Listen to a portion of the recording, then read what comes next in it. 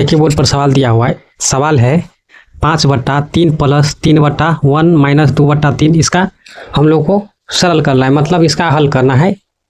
अब देखिए इस तरह का सवाल रहेगा तो कैसे हम लोग इसको सॉल्व करेंगे। तो इसका सॉल्व करने का तरीका होता है नीचे से ऊपर जाइए। कहने का मतलब हम देखिए डिटेल में सॉल्व कर रहे हैं।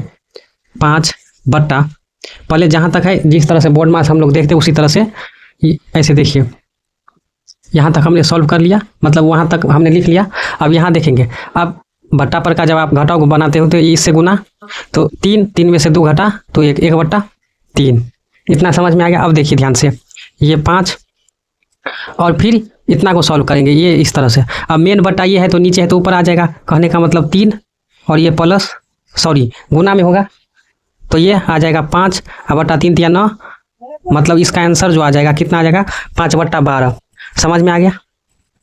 देखिए बोर्ड पर सवाल दिया हुआ है। सवाल है 5/3 प्लस 3/1 माइनस 2/3। इसका हम लोग को सरल करना है, मतलब इसका हल करना है। अब देखिए इस तरह का सवाल रहेगा तो कैसे हम लोग इसको सॉल्व करेंगे। तो इसका सॉल्व करने का तरीका होता है नीचे से ऊपर जाइए। कहने का मतलब हम देखिए डिटेल में सॉल्व कर रहे हैं। 5 बट्टा पहले जहाँ तक है जिस तरह से बोर्ड मास हम लोग देखते हैं उसी तरह से ऐसे देखिए, यहाँ तक हमने सॉल्व कर लिया, मतलब वहाँ तक हमने लिख लिया। अब यहाँ देखेंगे, अब बट्टा पर का जब आप घटाव को बनाते हो तो इससे गुना, तो 3 में से 2 घटा तो 1/3।